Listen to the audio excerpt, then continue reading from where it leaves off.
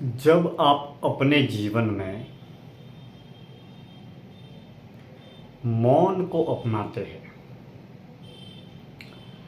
मौन एक व्यक्ति की ऐसी अवस्था है जब व्यक्ति वाणी के माध्यम से किसी भी प्रकार की अभिव्यक्ति बोलकर प्रदान नहीं करता है। हमारे मन में जो भी विचार जन्म लेते हैं, उन सभी विचारों को प्रकट करने का जरिया है, अभिव्यक्ति का जरिया है, या हमारे मन में जो भाव है, विचार है, सोच है, हम जो कहना चाहते हैं, करना चाहते हैं, उन विचारों को वाणी के माध्यम से हम बोलकर संसार के सामने, संसार के लोगों के सामने प्रकट करते हैं, जिसे हम वाणी कहते हैं, भाषा कहते हैं। अब वह भाषा, बोली किसी भी क्षेत्र के अनुरूप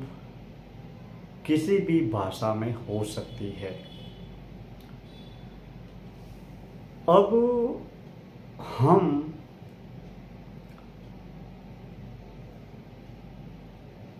जब सोचते हैं या विचार करते हैं, उन विचारों को विराम देने के लिए, नियंत्रण में रखने के लिए, या विचारों को संतुलित रखने के लिए, या विचारों को संतुलित करने के लिए हमारे जीवन में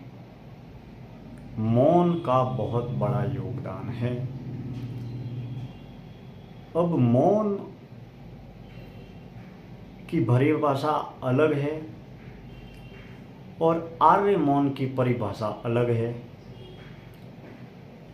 अगर हम सांसारिक, पारिवारिक, व्यावसायिक, सामाजिक जीवन में प्रतिदिन, सप्ताह में एक बार, महीने में अगर कुछ घंटे, कुछ पल या कुछ दिन मौन को धारण करने का अगर हम अभ्यास करें, अगर मौन को धारण करने का प्रयास और अभ्यास हम करें, तो शुरुआती दौर में हमारे लिए मौन को धारण करना बहुत बड़ा मुश्किल काम होगा, क्योंकि हम सुबह से शाम तक लगातार बोलने का कार्य करते हैं और हम बोलकर अपनी अमूल्य ऊर्जा शक्ति और समय को व्यर्थ में गवा देते हैं। और सबसे ज़्यादा जो हमारी ऊर्जा शक्ति है, वो बोलने में सबसे ज़्यादा खर्च होती है। अगर हम सांसारिक, पारिवारिक, व्यावसायिक जीवन में इस बात का अभ्यास करें कि हम या तो बिल्कुल बोलेंगे ही नहीं या बोलना पड़ेगा तो ना के बराबर बोलेंगे। इसके अलावा अगर और भी बोलने की आवश्यकता पड़े तो हम ज़्यादा वार्तालाप, बातचीत, चर्चा या चिंतन न करके हम सामने वाले व्यक्ति के सवाल का जवाब मात्र हाँ या ना में देंगे, या फिर हम प्रतिदिन, सप्ताह में एक दिन या प्रतिदिन घंटे 2 घंटे अगर पूर्ण रूप से मौन रहने का अभ्यास करें, एक शब्द भी न बोलें और पूर्ण रूप से बिना बोले आपको 1 घंटा बिताना है, 2 घंटे बिताने हैं या 1 दिन बिताना है। जब आप मौन का अभ्यास करते हैं तो आप आत्म केंद्रित जीवन जीना प्रारंभ कर देते हैं। आत्म केंद्रित जीवन, अंतर्मुखी जीवन, आंतरिक जीवन, जिसके माध्यम से आप अपने आप को जान पाते हैं, पहचान पाते हैं, समझ पाते हैं, खोज पाते हैं। अगर आप अपनी आत्मा की पहचान करना चाहते हैं तो उसमें मुख्य मददगार है, वो है आपका मौन। कुछ न बोले, पूर्ण रूप से मौन को धारण करें और सांसारिक, पारिवारिक, व्यावसायिक, सामाजिक जीवन में भी अगर बोलने की जरूरत पड़े तो कम से कम शब्दों में बोले, नपे तुले शब्दों में बोले, हाँ या ना में बोले, और व्यर्थ तरीके के जितने भी वाद विवाद है, जितनी भी चर्चाएं है, चिंतन है, या बेमतलब बेवजह बोलकर विरोध विवाद लेकर या बुद्धि विलास या वाणी विलास करके आप अपने अहंकार का पोषण करते हैं और अन्य लोगों के सामने आप अपने आप को या तो बड़ा दिखाते हैं, दूसरों को छोटा दिखाते हैं, या फिर अपने आप को वाणी के माध्यम से बलवान, धनवान, विद्वान लोगों के सामने अपने आप को कुछ न कुछ साबित करने का प्रयास करते हैं। ऐसी स्थिति में हम सांसारिक बाहरी दुनिया में लगातार सतत सक्रिय होते हैं और हमारी संपूर्ण ऊर्जा शक्ति, चेतना शक्ति, शारीरिक, मानसिक, बौद्धिक शक्ति बाहरी कार्यों में, बाहरी क्रियाओं में, बोलने में, दौड़ने में, भागने में, विरोध में, विवाद में, सवाल में, जवाब में, व्यर्थता में, व्यस्तता में व्यर्थ होते हैं। लेकिन जब हम मौन का अभ्यास करते हैं तो शुरुआती दौर में मौन रहना हमारे लिए बेहद मुश्किल प्रक्रिया होती है, लेकिन जब हम लगातार धीरे धीरे धीरे करके हम प्रयास करते हैं कि हम आधे घंटे मौन रहेंगे, हम घंटे मौन रहेंगे, तब मौन रहना आपकी एक अंतःकरण की स्वाभाविक वास्तविक प्रक्रिया, प्रतिक्रिया बन जाती है। आपकी जब आदत बन जाती है और मौन रहना, मौन को स्वीकार करना जब आपकी स्वभाव की, आपकी मन की आदत जब बन जाती है, तब आपको ऐसा लगता है कि बोलना आपके लिए व्यर्थ है, फिजूल है। जब आप मौन रहने का अभ्यास करते हैं तब आपके विचारों पर नियंत्रण की प्रक्रिया, विचारों पर संतुलन की प्रक्रिया का प्रारंभ होता है।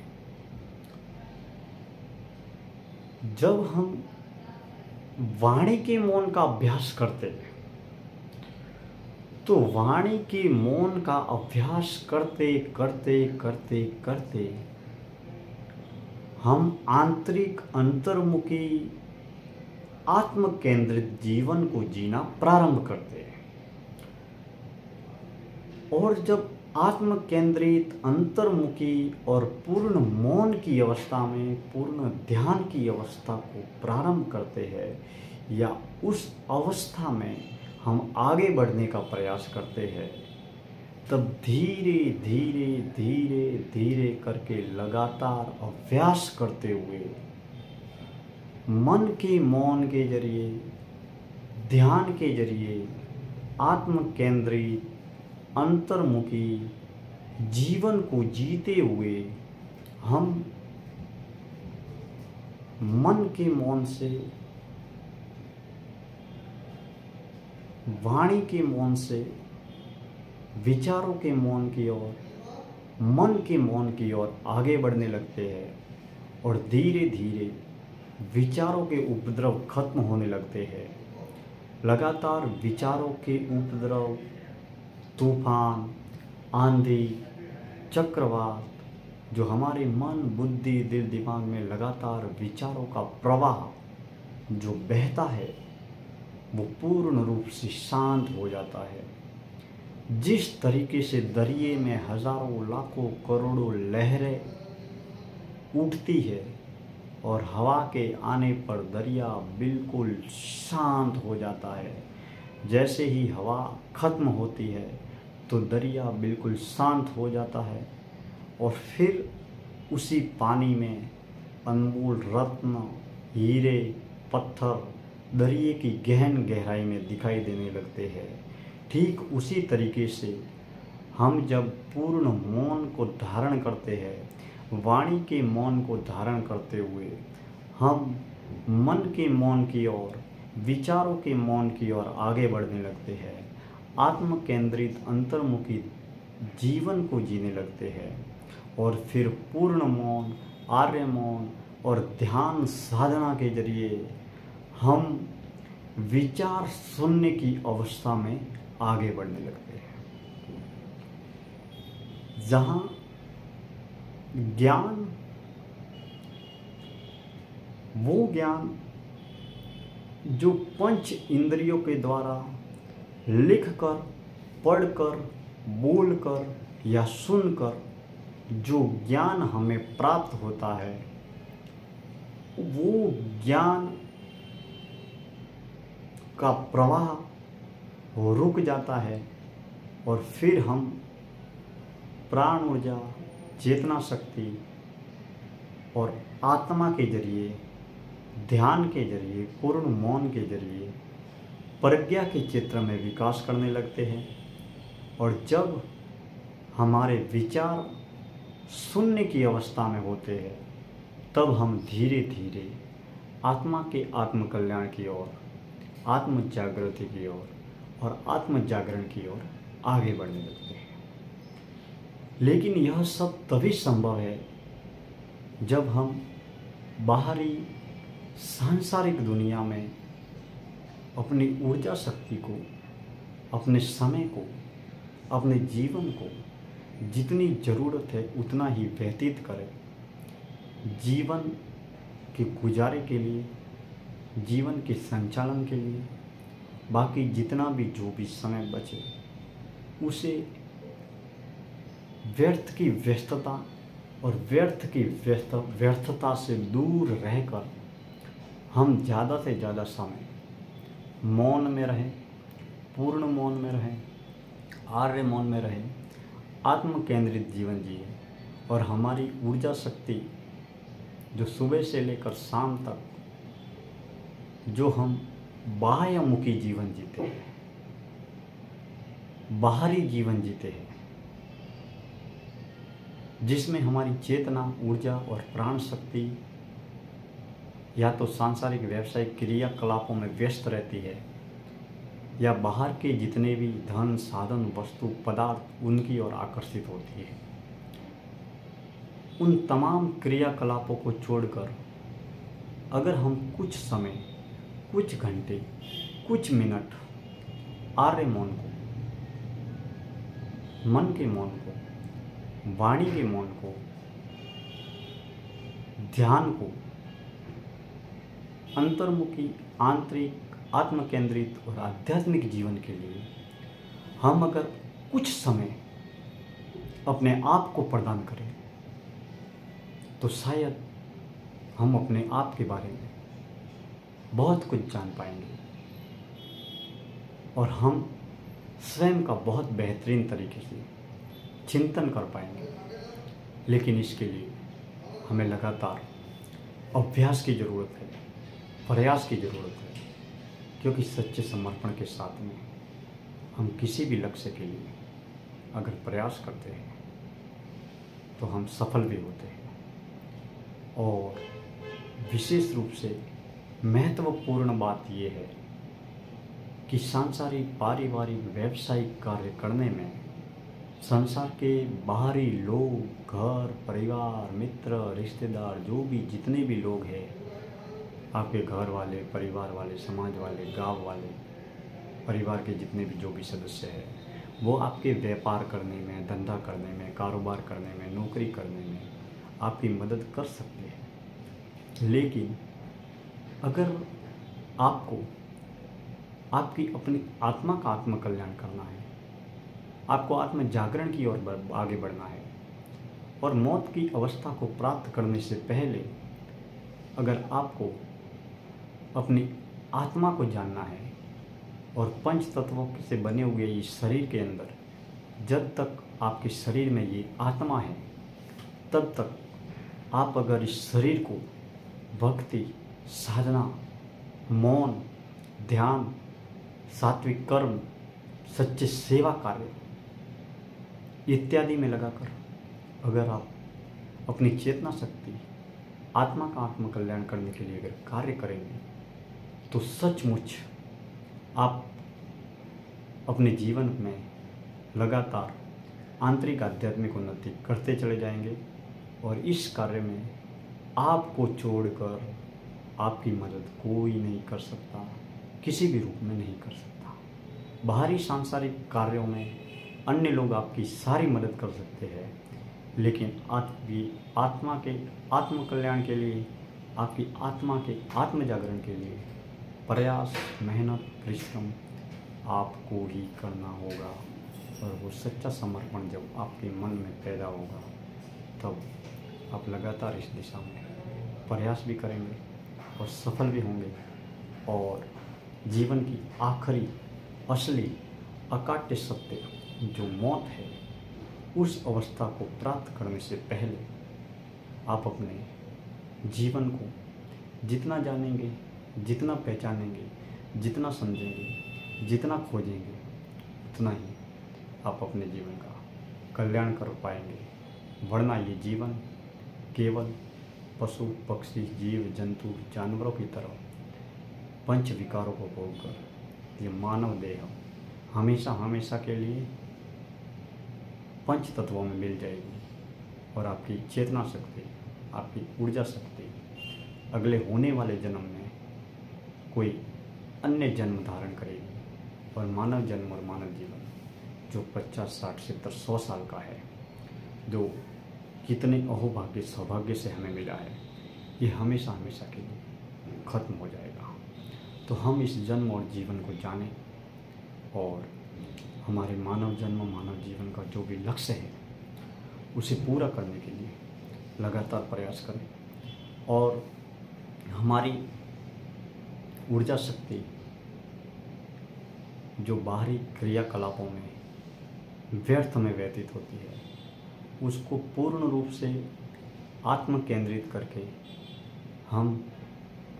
आत्मा के आत्मकल्याण के लिए कुछ प्रयास करें, कुछ कार्य करें तो शायद ये मानव जीवन सफल भी होगा और लगातार हम आगे बढ़ते चले जाएंगे।